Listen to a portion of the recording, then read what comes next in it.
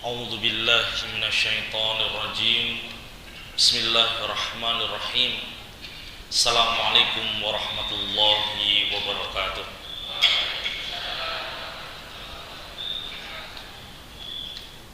Innal hamdalillah nahmaduhu wa nasta'inuhu wa nastaghfiruh wa na'udzu billahi min shururi anfusina wa min sayyiati a'malina. May yahdihillahu fala mudhillalah wa may yudlil fala hadiyalah. Asyhadu an la ilaha illallah wa asyhadu anna Muhammadan abduhu wa rasuluh. La nabiyya wa la rasula ba'dah. Amma ba'du. Jamaah rahimakumullah, jamaah Sabtu pagi Masjid Powirostiko yang berbahagia. Pertama-tama tentu marilah kita panjatkan puji syukur kita kehadirat Allah Subhanahu wa taala yang karena nikmat iman, nikmat Islam, nikmat kesehatan, nikmat kesempatan, dan tentu nikmat maghfirah yang diberikan oleh Allah taala kepada kita, sehingga alhamdulillah pada pagi yang luar biasa sejuk ini kita dapat bertemu kembali, kita dapat bertatap muka kembali, yang insya Allah juga dalam rangka kebaikan, menambah ilmu, menambah pemahaman tentang hadis dan ayat-ayatnya Allah Ta'ala. Semoga pada pagi hari ini kita semuanya mendapatkan keberkahan, pahala yang tak terhingga dari Allah Ta'ala. Amin, amin, ya rabbal alamin.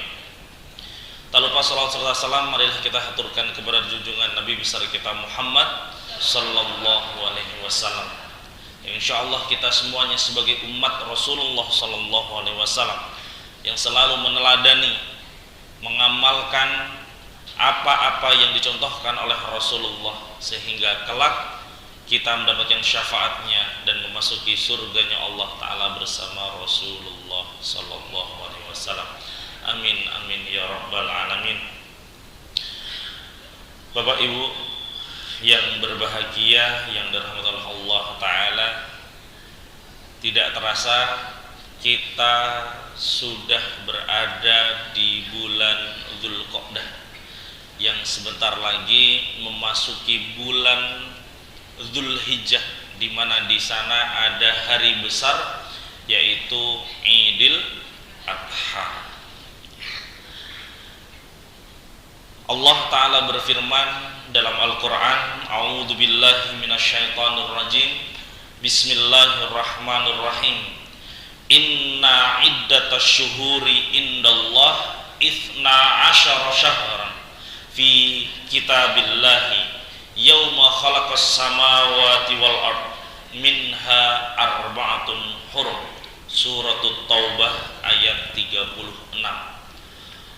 Maknanya Allah Ta'ala berfirman, sesungguhnya jumlah dalam satu tahun, jumlah bulan dalam satu tahun itu ada 12 bulan yang telah ditetapkan oleh Allah Ta'ala.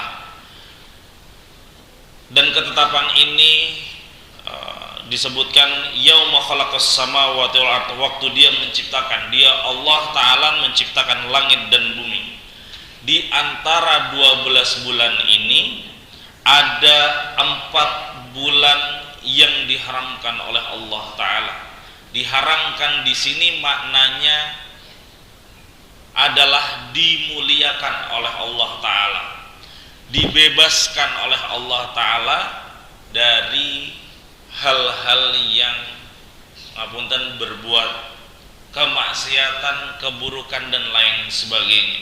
Maka dimaknai di sini adalah bulan yang mulia. Seperti kalau kita di Makkah Al-Mukarramah, di sana ada Haramain. Haramain di sini ada Haram Madinah dan ada Haram Makkah.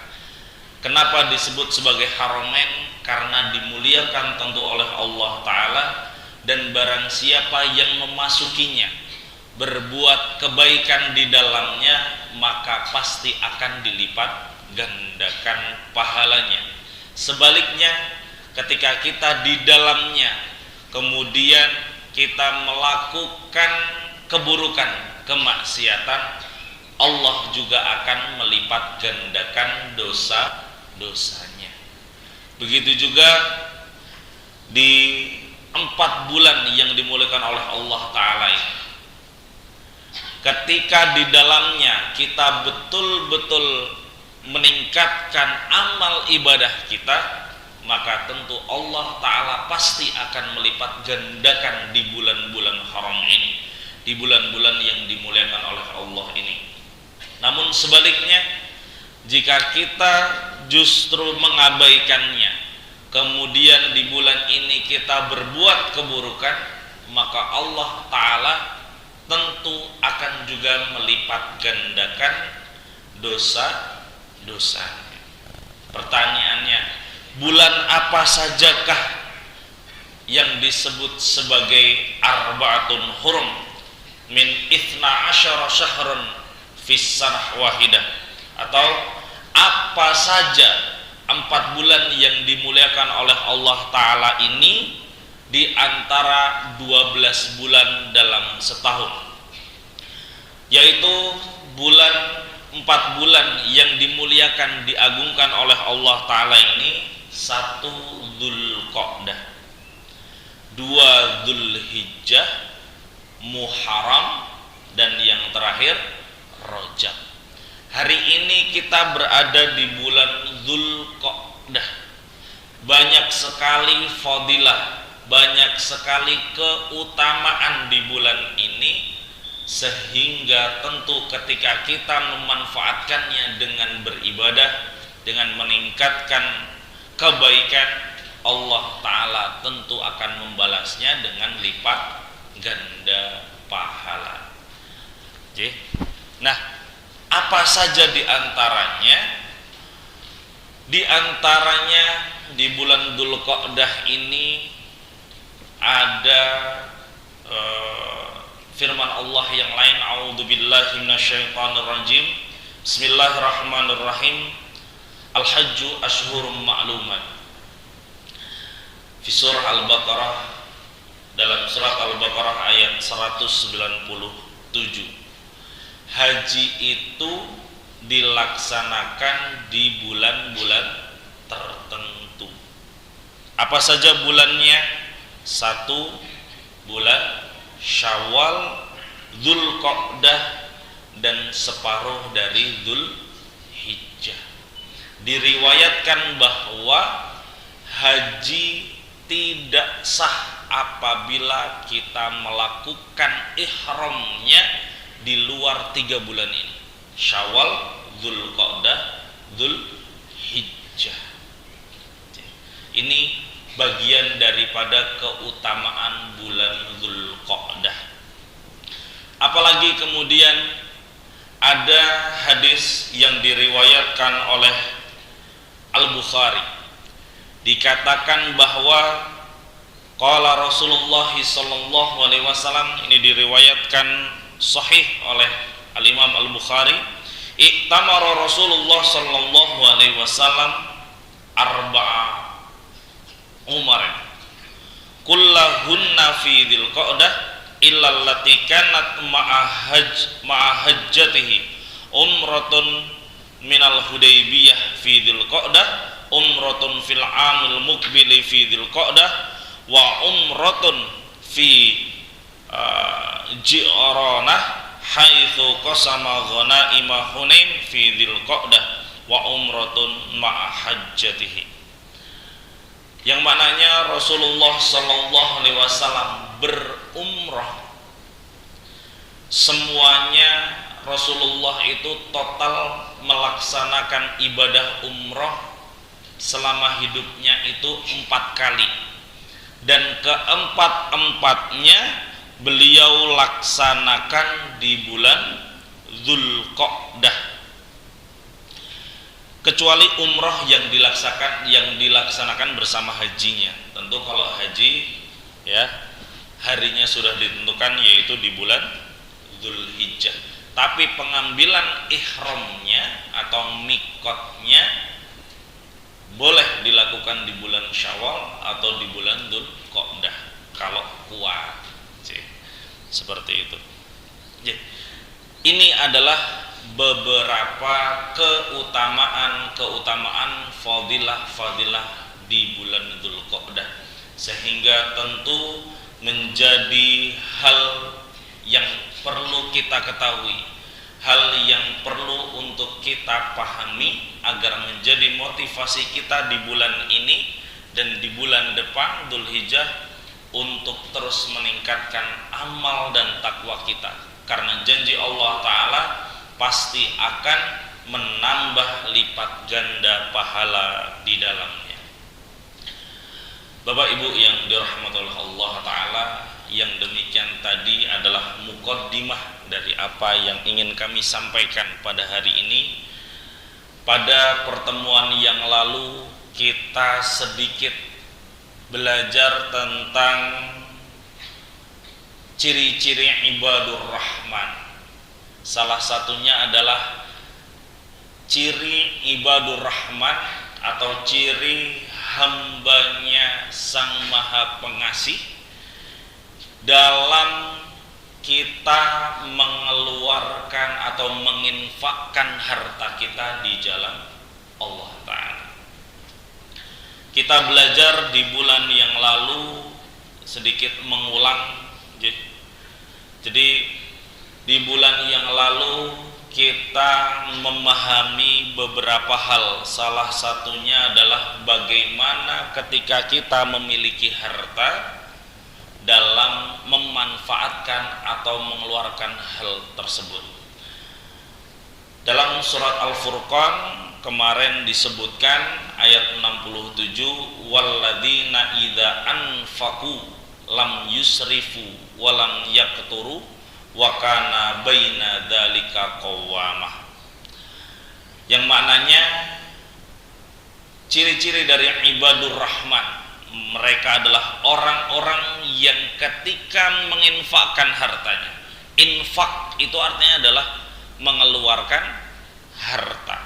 Ya, kalau kita sedikit mengulang tentang apa filantropi Islam, ya, filantropi itu adalah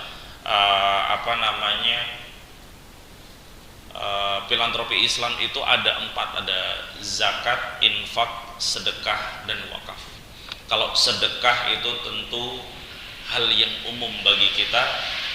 Kita senyum, kita berbuat baik, itu adalah sedekah. Jadi sedekah itu tidak melulu berupa harta, tidak melulu berupa uang.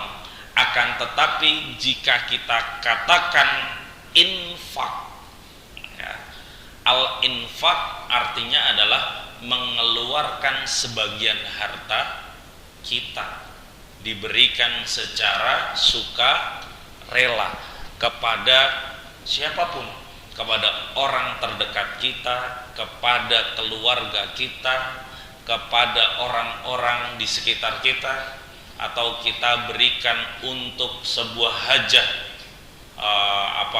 contoh masjid dan lain sebagainya, itu bisa disebut sebagai infak karena mengeluarkan sebagian harta. Nah, walladzina idza anfaqu lam yusrifu wa lam yaqturu wa kana baina dzalika qawwama. Ketika kita mengeluarkan sebagian dari harta kita, di sini disebutkan ciri-ciri ibadur rahman itu lam yusrifu. Artinya apa? Lam yusrifu di sini kemarin seperti yang kita pahami, lam yusrifu adalah ketika kita mengeluarkan, ya, sebagian daripada harta kita mengeluarkannya tanpa berlebih-lebihan. Dalam para ulama mengartikan lam yusrifu di sini adalah al-infaq fi ghairi maksiatillah. Maknanya adalah mengeluarkan harta kita bukan di jalan untuk kemaksiatan kepada Allah. Walam yakturu yakturu atau al-iktar, kalau dikatakan dalam bahasa Indonesia itu kikir, pelit. Para ulama memaknai lam yakturu di sini adalah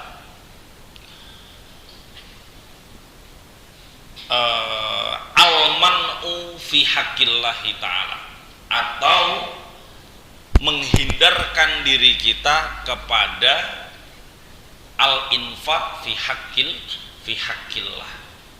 Pelit, terlalu ngirit, itu tidak baik. Nah, maka bagaimana antara keduanya? Kita tidak boleh berlebih-lebihan, tidak boleh boros, dalam tanda kutip makna yang disampaikan oleh para ulama, dan kita juga tidak boleh terlalu ngirit atau pelit. Maka dikatakan oleh Allah di sini, wa kana baina dzalika qawamah, maka di tengah-tengahnya inilah yang lebih baik. Tidak boros juga tidak, pelit juga tidak. Ketika kita memiliki harta, diberikan kenikmatan oleh Allah Ta'ala berupa harta yang banyak, kemudian kita ingin gunakan, kita manfaatkan untuk meningkatkan keimanan kita kepada Allah. Dengan apa contohnya? Dengan kita ingin berwakaf, membangun masjid. Tentu membangun masjid membutuhkan harta yang tidak sedikit. Atau kita ingin memberikan sebagian harta kita ini untuk para penghafal Al-Quran, untuk meningkatkan keimanan kita. Tentu hal ini juga tidak sedikit. Akan tetapi yang tidak sedikit ini tadi tidak bisa kita katakan sebagai boros. Kenapa? Karena kita mengeluarkannya karena Allah Ta'ala, karena kita mengeluarkannya untuk meningkatkan ibadah dan kualitas keimanan kita. Berbeda ketika kita memiliki harta tapi kita jauh daripada kesederhanaan, kita jauh daripada sesuai dengan kebutuhan kita. Sederhana bukan berarti kemudian kita tidak punya apa-apa lebih baik, bukan. Tetapi semuanya itu sekedarnya, sesuai dengan kebutuhan kita. Maka ketika kita memiliki harta, kemudian cara menginfakkannya, cara mengeluarkan harta kita ini dengan cara yang tidak baik, yaitu dengan boros tadi, maka boros di sini adalah fi maksiatillah. Contoh, sebagai contoh, kita hari ini selalu membawa yang namanya gadget, selalu membawa telepon genggam. Tidak bisa kayaknya kita meninggalkan telepon genggam kita walaupun hanya 1 jam saja, karena seakan-akan kita itu sudah terhipnotis dengan hal ini. Tapi lagi-lagi ini adalah gadget. Gadget itu alat. Maka alat itu bagaimana diri kita memanfaatkannya. Kalau kita manfaatkan dengan baik, maka pahala yang kita dapatkan. Tapi ketika kita manfaatkan dengan tidak baik, tentu dosa yang akan kita dapatkan. Nah, kita punya harta, diberikan kenikmatan Allah, diberikan sebagian harta. Kemudian harta itu kita gunakan, justru pengapunten, kalau anak-anak muda itu sukanya adalah ngegame, digunakan untuk beli game, digunakan untuk membeli sesuatu yang tidak bermanfaat. yang dapat melalaikan dirinya kepada Allah Ta'ala. Walaupun secara nominal itu tidak banyak, paling cuma berapa sih, 50.000, 100.000, dibandingkan kita membangun masjid, kita menginfakkan harta kita ke pondok pesantren, rumah tahfidz atau dan lain sebagainya yang tentu nominalnya tidak sedikit, ya, tetapi justru al-israf itu pada hal ini yang tidak banyak tadi, yang tidak yang secara nominal hanya sedikit. Inilah luar biasanya dalam Islam. Ternyata banyak sekali hal-hal yang kita mendapatkan hikmah dari ayat ini. Hari ini ketika kita belajar tentang bagaimana jalannya ekonomi di suatu negara, bayangkan ketika rakyatnya, ketika kita ini sebagai masyarakat, sebagai rakyat Indonesia, kemudian kita semuanya ini ngirit-ngirit uang, tidak mau belanja, tidak mau mengeluarkan harta kita, maka apa yang terjadi di negara tersebut? Kira-kira apa yang terjadi? Inflasi besar-besaran. Itu sudah menjadi sebuah teori. Bahkan ketika dalam satu bulan seluruh masyarakat Indonesia contoh tidak mau mengeluarkan hartanya, cukup disimpan saja semuanya, saya yakin pasti negara Indonesia akan bangkrut. Nah, inilah akhirnya kita belajar bagaimana menginfakkan harta dengan baik. Karena tentu dalam Islam boleh kita mengeluarkan uang, itu boleh sesuai dengan kadarnya, dan tentu diniatkan untuk meningkatkan amal ibadah kita. Dan kita nggak boleh pelit tadi, tidak boleh. Kalau kita pelit, contoh ketika kita itu berada di masjid seperti ini, kemudian ingin masjid kita lebih makmur lagi, maka tentu kita jangan pelit dalam menginfakkan harta kita. Insyaallah Allah Ta'ala pasti akan membalasnya sebesar apa yang kita berikan. Maka sebesar keinsafanmu, sebesar pula keuntungan. Oke. Kemudian kalau tadi kita kalau di hari yang lalu, di pertemuan sebelumnya itu adalah bagaimana kita menginfakkan. Sekarang bagaimana sebenarnya seharusnya ketika kita bagaimana diri kita ini berperilaku dalam konsumsi. Ketika kita ini lebih spesifik lagi dari bagaimana kita menginfakkan harta kita. Disebutkan dalam Al-Quran sebenarnya hal ini, ya, hal yang kalimat kulu washrobu. Kulu itu maknanya makanlah, ishrobu artinya minumlah. Kalimat kulu washrobu, makan dan minum, ini dalam Al-Quran disebut bukan hanya sekali, tetapi diulang-ulang terus oleh Allah Ta'ala, sehingga dalam Al-Quran disebut kulu washrobu ini disebut sebanyak 27 kali, ya. 27 kali ini ada sebagian yang diturunkan di Mekah, ya, ada 22 kali dalam 10 surat, dan ada di periode Madinah, yaitu ada 5 surat, sehingga total 27 kali disebutkan. Yaitu pada pagi hari ini kita belajar insyaallah dengan surat Al-A'raf ayat 31 dan 32. Kami bacakan ayatnya. A'udzubillahi minasyaitonirrajim. Bismillahirrahmanirrahim.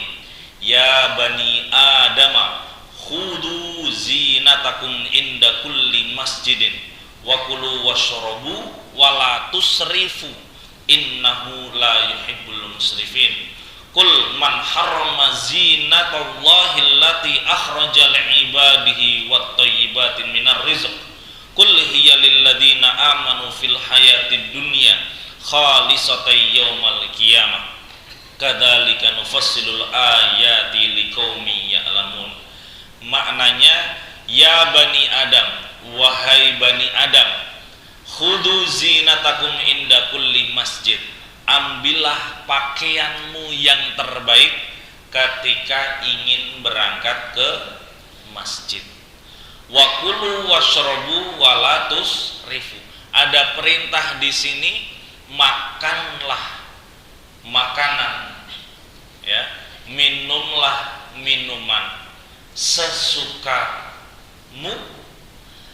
tetapi jangan walatus rifu, jangan kamu berlaku boros. Innallaha atau innahu la yuhibbul musrifin. Sesungguhnya Allah Ta'ala tidak menyukai orang-orang yang berbuat boros. Apa maknanya berbuat boros di sini? Adalah yang mengeluarkan hartanya fi maksiatillahi ta'ala. Ingat, al-israf maknanya adalah al-infaq fi ghairi ta'atillah atau al-infaq fi maksiatillah.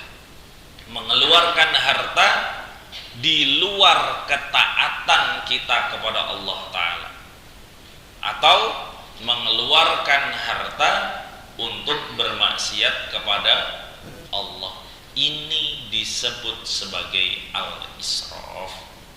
Kemudian, kul man harrama zinatallahi allati akhraja li'ibadihi wat thayyibatin minar rizq.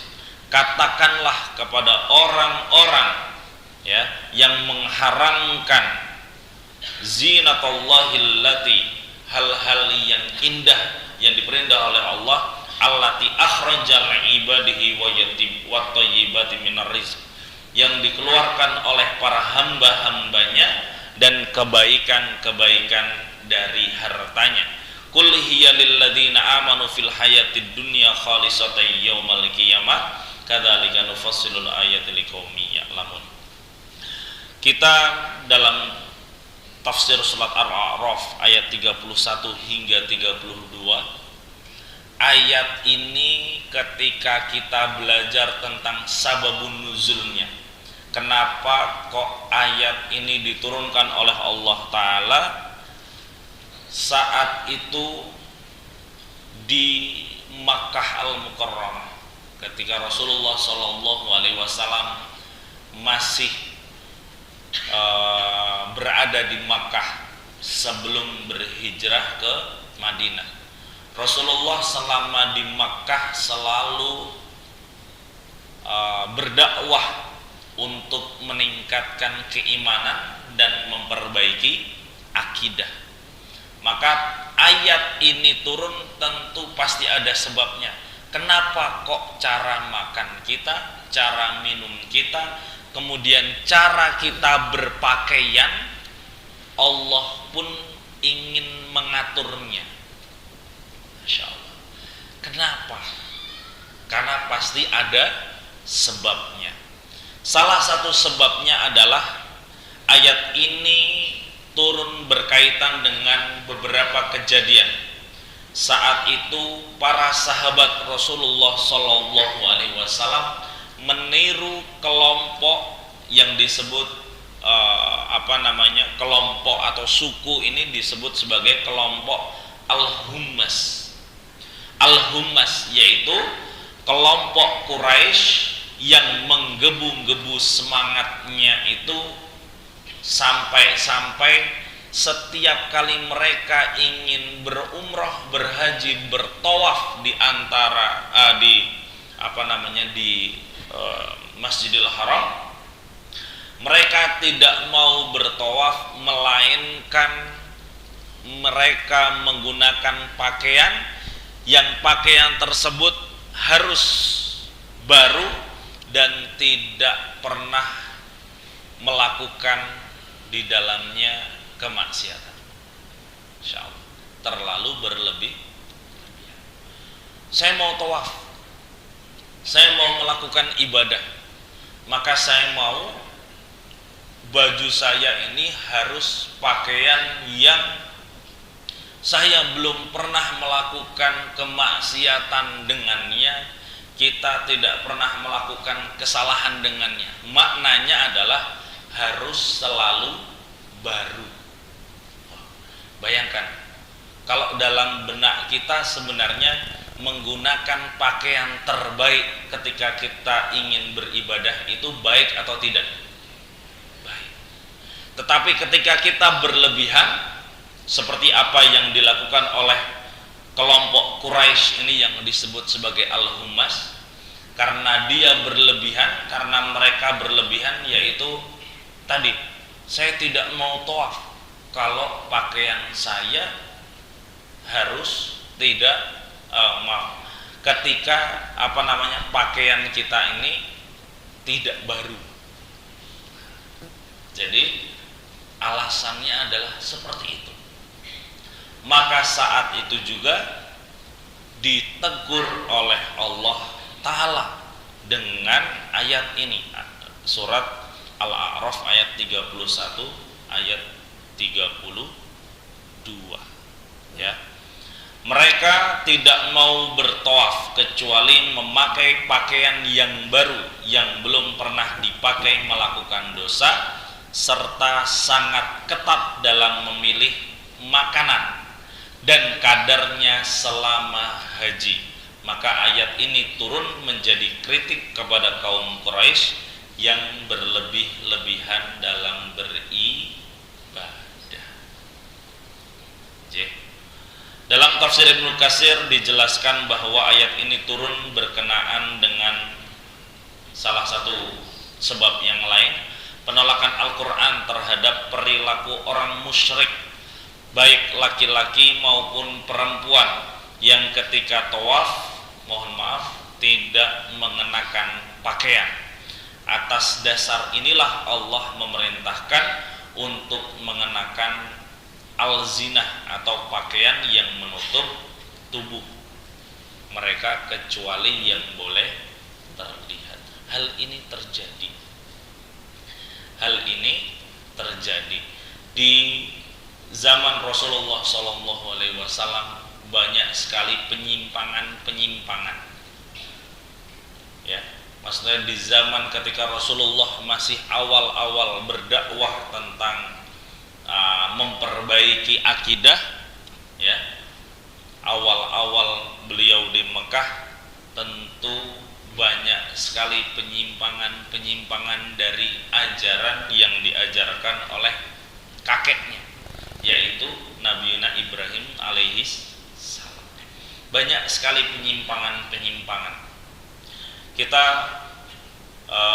sempat belajar tentang sejarah bagaimana terbentuknya kota Makkah, ya, yang diawali oleh suku Khuza'ah yang datang menemui sumber kehidupan, yaitu air Zam-Zam, yang ternyata saat itu di situ ditemukan Siti Hajar dan Nabi Ismail. Kami pernah cerita di sini.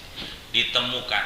Akhirnya suku Khuza'ah ini memohon kepada Siti Hajar untuk diberikan izin hidup bersamanya. Di mana? Di sekitar air Zam-Zam. Sampai akhirnya dalam satu hari itu terbentuk qaryah, terbentuk kampung, hingga terjadi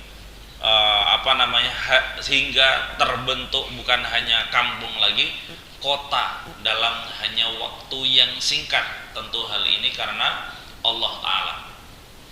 Hal ini, ya, yang awalnya betul-betul murni dari ajaran Nabi Ibrahim alaihi salam, sampai akhirnya datang suku yang lain yang akhirnya membawa kemusyrikan, membawa hal-hal yang tidak baik ke dalam Makkah Al-Mukarramah. Apa diantaranya? Diantaranya mereka membawa ajaran-ajaran yang sesat, membawa berhala, kemudian membawa adat-adat yang tidak baik dari luar masuk ke dalam. Tentu hal ini akhirnya turun ayat ini untuk mengingatkan kita bahwa perilaku yang kita lakukan, hal ini semuanya diatur oleh Allah Ta'ala. Tidak ada satu aktivitas pun, tidak ada satu kebiasaan pun yang tanpa aturan dari Allah dan Rasulnya, insya Allah. Maka bayangkan, dalam kita berperilaku konsumtif, yaitu makan, minum, berpakaian pun, Allah Ta'ala mengingatkan kita untuk jangan berlebih-lebihan. Jangan sampai kita ini berlaku sombong. Mentang-mentang kita ini memiliki harta yang banyak, maka setiap kali saya ke masjid pakaiannya harus baru, kendaraannya harus baru, harus yang paling bagus. Tidak. Begitu juga sebaliknya, ketika kita ini memiliki hal-hal yang demikian, tentu kemudian jangan terlalu pelit, jangan terlalu kikir, kemudian kita menggunakan pakaian yang paling jelek, yang paling kumuh. Ini juga tidak baik. Yang terbaik bagaimana? Yang terbaik adalah di antara keduanya. Wa inna baina dzalika qawwamah. Antara keduanya inilah yang paling benar, yang seharusnya kita lakukan. Dalam konteks berkonsumsi, Rasulullah SAW bersabda, ini kita berkonsumsi, kulu wasrobu, ini dicontohkan oleh Rasulullah, yang artinya cukuplah bagi anak Adam, putra putri Adam, beberapa suap yang dapat menegakkan tubuhnya. Kalaupun harus memenuhi perut, maka hendaklah ia makan sepertiga untuk makanannya, minum sepertiga untuk minumannya, dan sepertiganya lagi untuk pernafasannya.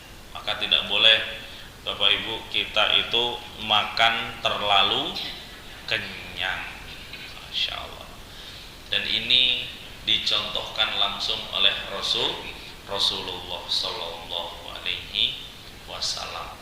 Tetapi berbeda,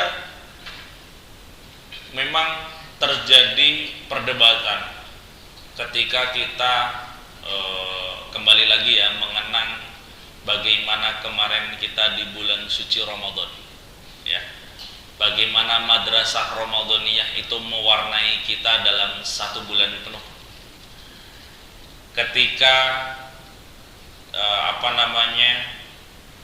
terbitnya fajar, kita sudah mulai untuk menahan diri kita untuk makan dan minum karena kita sedang berpuasa, sampai akhirnya selesai waktu asar. Maka kemarin terjadi fenomena berburu takjil. Sampai fenomena ini diikuti bukan hanya kaum muslimin, sampai orang-orang non muslim, orang kafir, orang Kristen, dan lain sebagainya itu tidak mau kalah, mereka juga ikut berburu takjil. Masya Allah. Ada hal positifnya. Positifnya apa? Meningkatkan ekonomi masyarakatnya. Ekonominya hidup di masyarakat kita. Akan tetapi pertanyaannya, apakah Rasulullah SAW mencontohkan hal tersebut? Bahkan Rasulullah SAW dalam berbuka itu cukup dengan beberapa buah kurma. Tetapi kita tidak, ya. Tetapi kita harus berburu takjil dahulu dengan bermacam-macam bentuk, dengan bermacam-macam makanan kesukaan kita, karena kita sudah menahan hawa nafsu makan dan minum. Maka nanti ketika adzan maghrib saya hajar dengan makanan dan minuman kesukaan saya. Masya Allah. Nah inilah Bapak Ibu yang dirahmati oleh Allah Ta'ala, semua kembalinya adalah kepada niat, kembalinya kepada hati kita. Dalam berperilaku ini kita harus kembalikan kepada niat kita. Apakah dengan kita makan makanan yang sesuai dengan keinginan kita tersebut menjadikan kita itu malas untuk sholat taraweh, mendekatkan diri kepada Allah, atau justru meningkatkan motivasi ibadah kita? Yang tahu adalah diri kita. Apakah ketika kita mengeluarkan sebagian harta kita ini untuk kebaikan, kulu washrobu, ya, wala tusrifu, Allah Ta'ala berfirman demikian, wala tusrifu. Wala tusrifu ini jangan sampai kita menginfakkan harta yang diberikan oleh Allah tadi, ya, dengan halal, dengan baik kita mendapatkannya, tapi justru kita mengeluarkannya fi maksiatillahi ta'ala atau fi ghairi ta'atillahi ta'ala. Justru harta yang halal tadi, yang baik kita mendapatkannya, malah kita mengeluarkannya di luar perintah atau ketaatan dari Allah Ta'ala. Na'udzubillah. Justru kita tidak mendapatkan manfaat keberkahan dari harta tersebut, malah sebaliknya kita mendapatkan dosa. Na'udzubillah. Dan inilah perbedaan cara berpikir, pola pikir kita sebagai seorang muslim dan orang-orang kafir dalam memaknai kehidupan kita sehari-hari. Bapak Ibu yang dirahmati oleh Allah Ta'ala, hari ini kita melihat fenomena yang luar biasa. Tidak lagi suatu hal kebenaran yang ada dalam Al-Quran dan hadis ini menjadi pedoman kebenaran. Hari ini yang menjadi pedoman kebenaran bahkan tidak lagi sesuai dengan kesehatan rasional cara berpikir kita. Tetapi kebenaran hari ini dituntut oleh persepsi yang dibangun. Persepsi itu kan diciptakan, leres nama buatan Bapak Ibu. Isu, ya, fitnah, cemoohan, ya, kalimat-kalimat yang menyudutkan ini diciptakan oleh sebagian kelompok dalam sosial media maupun dalam aktivitas di masyarakat, sehingga akhirnya terjadi fitnah yang luar biasa besar. Tidak lagi kita ini melihat, ya, tidak lagi kita ini melihat dengan jernih, dengan nilai-nilai kebenaran yang kita belajar, apa yang dicontohkan oleh Rasul dan apa yang dilarang dalam Al-Quran. tapi justru persepsi-persepsi itu, kata A, kata B, kata C, inilah yang diambil, dibangun sedemikian rupa, akhirnya berujung dianggap sebagai nilai kebenaran. Ini kacau sekali.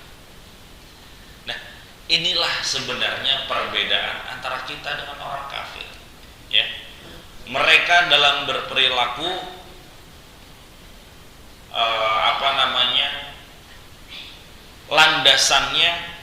landasannya dalam berperilaku itu sebenarnya nilai dasarnya ada dua, rasionalisme dan utilitarianisme.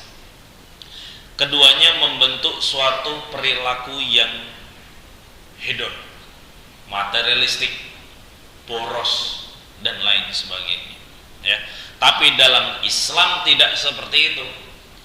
Dalam Islam landasan kebenarannya bukan self interest, bukan apa yang kita inginkan. Kenapa? Karena terkadang apa yang kita inginkan ini bukan daripada apa yang kita butuhkan. Dan Allah Maha tahu, ketika kita minta sesuatu yang itu bukan hal yang kita butuhkan, jangan marah kalau Allah Ta'ala tidak mengabulkan. Tapi insya Allah doa itu tidak ada yang tidak dikabulkan. Maka ada hadis Rasulullah SAW, suatu hari nanti di yaumil qiyamah, di padang mahsyar, ya, kita akan mendapati orang-orang dengan bergudang-gudang pahala tiba-tiba diberikan. Apa ini? Pahala apa ini? Ternyata adalah karena rajinnya ia berdoa kepada Allah Ta'ala. Di dunia belum dikabulkan, di akhirat nanti oleh Allah diberikan.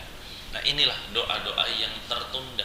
Jadi jangan pernah kita ini menganggap doa kita tidak dikabulkan, tapi dipending dan diganti oleh Allah hal yang lebih baik. Nah, dalam Islam prinsip inilah, ya, ada prinsip yang berbeda dengan pola pikir orang-orang kafir, yang akhirnya bayangkan nilai kebenaran hanya diukur dengan rasio, hanya diukur dengan persepsi. Ini kan salah kaprah. Seharusnya nilai kebenaran didasari oleh hadisnya Rasulullah, ya, dan kembali kepada Al-Quran. Ini yang benar, ini yang tepat, insya Allah inilah yang diridhoi oleh Allah Ta'ala. Dalam kita ini berpola pikir, Bapak Ibu yang dirahmati oleh Allah, saya ingin mengutip kitab Ihya Ulumuddin yang dikarang oleh Al-Imam Al-Ghazali. Diri kita ini dikendalikan oleh satu hal. Apa itu? Qalbu, hati. Maka Al-Imam Al-Ghazali mengatakan idza solahatil qalbu solahat kullu, wa idza fasadatil qalbu fasadat kullu. Ketika hati kita ini baik, maka insya Allah seluruh jasad kita, perilaku kita, perkataan kita, perangai kita pasti baik, soleh. Tetapi sebaliknya, idza fasadatil qalbu, ketika qalbu kita ini rusak, ya, maka fasadat kulluh, maka semuanya yang keluar daripada jasad kita, perilaku kita, perkataan kita, sampai perangai kita pun ikut buruk. Nah, inilah yang yang mengatur diri kita ini adalah qalbu. Maka dijaga hati kita, dijaga agar dia tetap sebening kaca. Kalau dia pecah, udah patah hati sulit. Jadi Bapak Ibu yang dirahmati Allah Ta'ala, ya, tentu hal ini menjadi hal yang luar biasa, berpola pikir selayaknya kita seorang muslim. Kalau kita membaca buku yang ditulis oleh Kiai Al-Hajj Profesor Dr. Hamid Fahmi Zarkasi, ya, beliau menulis mengkritik bagaimana seorang muslim itu berpola pikir dan berperilaku. Buku tersebut betul-betul mengkritik kita sebagai seorang muslim. Nama bukunya Minhaj. Nanti monggo silahkan kalau ingin mencari bukunya, insya Allah dijual di di toko-toko buku. Nama bukunya Minhaj. Di sana diawali dalam prolognya saja bagaimana Syekh Muhammad Abduh ketika berkunjung ke barat, ke Perancis saat itu, beliau melihat bagaimana Islam dilaksanakan di negaranya orang kafir. Negaranya betul-betul rapi, bersih, tertata, orang-orang di dalamnya teratur, disiplin.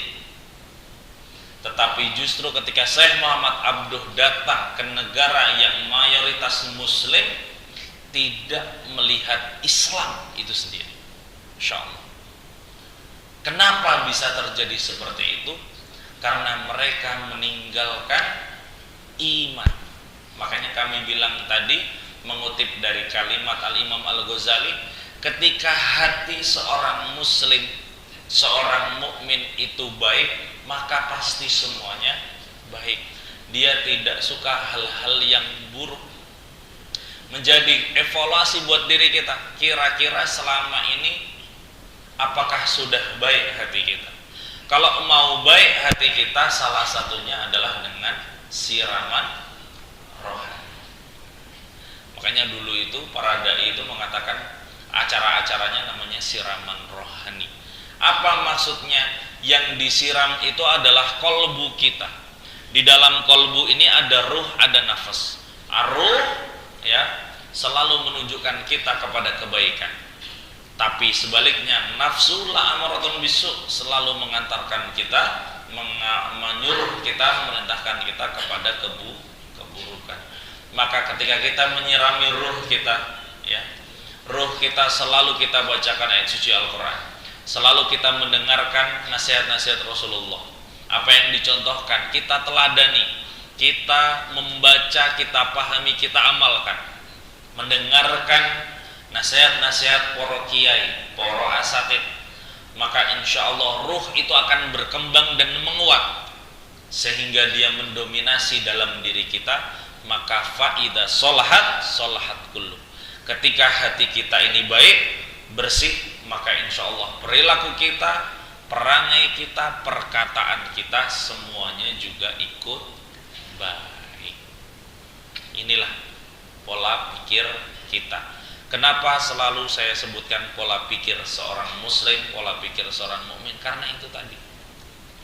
Sekarang seorang muslim banyak sekali tidak berperilaku selayaknya orang muslim. Usikum wa iyaya wa nasibullah. Ini mengingatkan kepada kami sendiri, ya. Berpola pikir itu bagaimana? Yaitu tadi, semua awalnya adalah maknawi, apa yang ada di dalam hati kita, dalam kalbu kita. Kemudian keluar daripadanya sebuah perkataan. Makanya tadi dari hati, ya, menjadi kata-kata, menjadi apa yang keluar daripada lisan kita. Dari apa yang keluar dari lisan kita akan mengarah kepada perangai atau kegiatan apa yang kita lakukan. Inilah pentingnya kita memahami tentang beberapa hal, bagaimana seharusnya seorang muslim berperilaku. Demikian Bapak Ibu yang dirahmati oleh Allah, yang sedikit ini hanya beberapa ayat dan beberapa hadis yang dapat kami sampaikan pada kesempatan pagi hari ini. Semoga menjadi tambahan wawasan kita, semoga menjadi tambahan ilmu untuk kita, dan insya Allah menjadikan kita lebih istiqomah lagi dalam berbuat kebaikan, dan tentu kita nantinya akan mendapatkan husnul khotimah. Amin amin ya rabbal alamin. Kita sebelum menutup perjumpaan kita pada pagi hari ini, mari kita beristighfar 3 kali. Kita berdoa bersama-sama. Nastaghfir salatu marrat. Astaghfirullahaladzim, astaghfirullahaladzim, astaghfirullahaladzim. A'udzu billahi minasyaitonir rajim. Bismillahirrahmanirrahim. Alhamdulillahirabbil alamin, hamdan na'imin, hamdan syakiran, hamdan yuwafi ni'amahu wa yukafi mazidah. Ya Rabbana lakal hamdu kama yanbaghi li jalali wajhikal karimi wa 'azimi sultanik. Allahumma shalli ala Muhammad wa ala ali Muhammad. Allahumma Rabbana taqabbal minna salatana wa siyamana wa ruku'ana wa sujudana wa qumudana wa tadarru'ana wa takhassu'ana wa ta'abbudana wa taksarna ya Allah ya Rabbal alamin. Rabbana la tamna' du'ana bidunubina wa la tamna' rahmataka bima'asina. Allahumma ahsin akibatana fil umuri kulliha wa ajirna min khizyid dunya wa min adabil akhirah. Rabbana dhalamna anfusana wa illam taghfir lana wa tarhamna lanakunanna minal khasirin wa tub alaina innaka antat tawwabur rahim. Rabbana la tuzigh qulubana ba'da idh hadaitana wa hab lana min ladunka rahmah innaka antal wahhab. Rabbana hab lana min azwajina wa dhurriyyatina qurrata a'yun waj'alna lil muttaqina imama. Rabbana la tuzigh qulubana ba'da idh hadaitana wa hab lana min ladunka rahmah innaka antal wahhab. Allahumma rabbi ya ghaniyyu ya hamid ya mubdi'u ya mu'id ya rahimu ya wadud. Ikfina bihalalika an haramika wa aghnina bifadlika amman siwaka. Allahumma inna nas'aluka salamatan fid din wa afiatan fil jasad wa ziyadatan fil ilmi wa barakatan fil rizqi wa taubatan qabla al-maut wa rahmatan indal maut wa firatan ba'dal maut. Allahumma hawwin alaina fi sakaratil maut wa najatan minan nar wal 'afwa indal hisab. Allahumma fir lana dzunubana wa dzunuba walidina wa li jamil muslimina wal muslimat al ahya'i minhum wal amwat innaka 'ala kulli syai'in qadir. Rabbana atina fid dunya hasanah wa fil akhirati hasanah wa qina adzabannar. Bi fadlika subhanaka rabbil izzati amma yasifun. Wassalamun alal mursalin walhamdulillahi rabbil alamin. Terima kasih. Kami mohon maaf apabila ada salah kata, salah tingkah laku dan perilaku dari kami. Kurang lebihnya kami mohon maaf. Aqulu qouli hadza wa astaghfirullah li wa lakum. Astaghfirullah. Assalamualaikum warahmatullahi wabarakatuh.